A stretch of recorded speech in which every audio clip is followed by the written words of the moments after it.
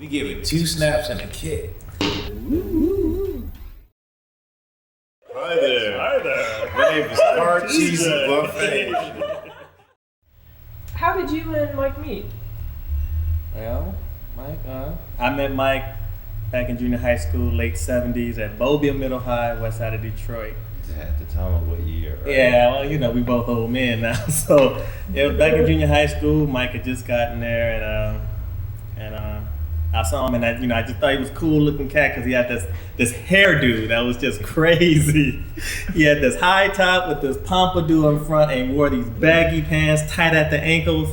And he was out there just doing it, the waterway. Yeah, I remember that stuff. But that's how I met Mike Clark. Top blocker. And when I met him, it was him and his twin brother. He has an identical twin. They just kind of stood out. I mean, 8th grade ladies, man.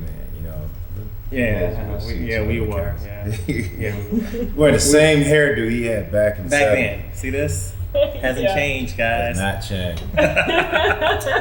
That's how we hooked up. Rough House of Bobian. Go back a long way. We kind of lost contact once we left because I wasn't from that neighborhood. That's right. Yeah. But we won't get into that. Yeah, we want not this interview. We'll no. leave that one alone.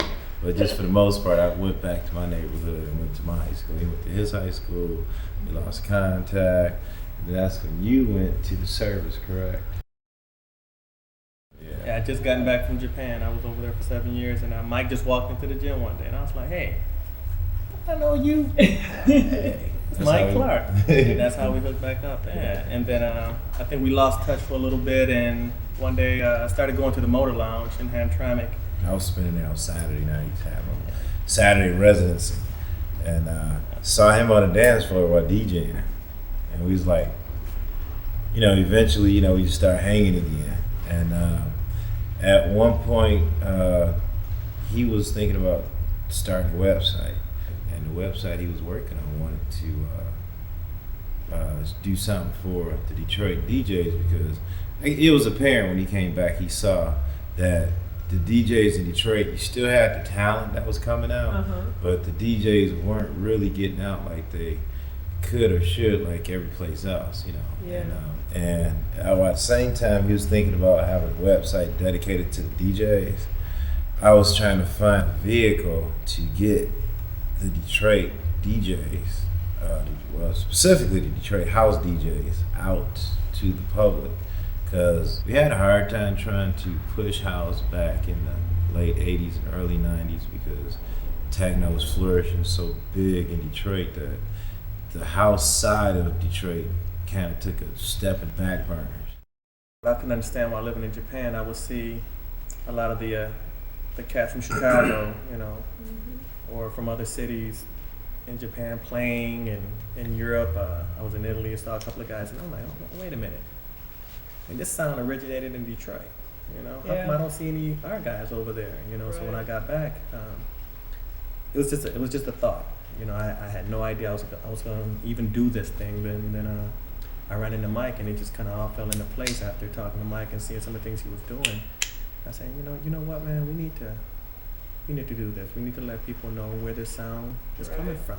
And Mike gave up the name of he told me about a certain sound that the Detroit cats were playing. It was called BeatDown.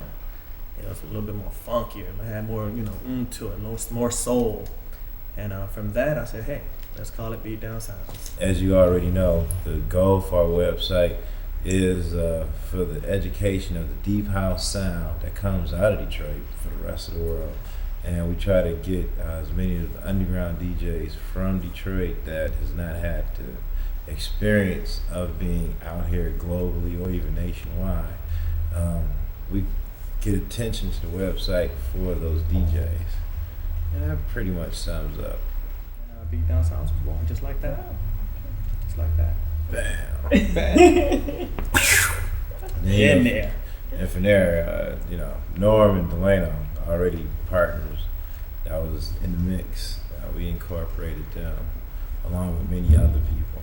And, with the good working force that we have of our Detroit people, we were able to get the website to the status that it's at now, which is pretty good. You know, we got so far we've been able to do like successful parties, some touring gigs, and like you said earlier, we got the Detroit BeatDown compilation Volume 1, and hopefully that's gonna do well. The release of our record was a double pack.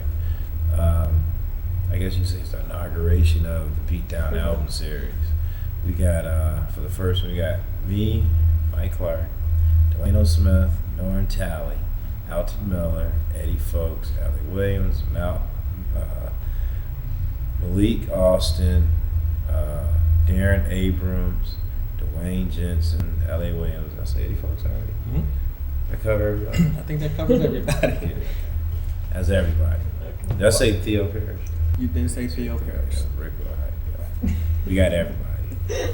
And along with the compilation, I would like, I just want BeatDown Sounds to showcase our DJs, you know what I mean? Like I said, I've been to a lot of countries all over the world, and it's a shame that we are the originators of a certain sound here out of Detroit, this whole house thing when it started out in disco, and then when cats started putting, drum beats behind records, and then, I would hear about Mike and everybody back in Detroit, but, no recognition, or very little. Few have recognition, so I just want a lot more recognition toward the DJs and DJ producers out of Detroit, not only locally or nationally, but internationally, you know? So like I said, Mike was telling you about the tour in Japan and Europe, and I just want to see a lot more of that, and I just want BeatDownSounds.com, the website, to be a vehicle for that.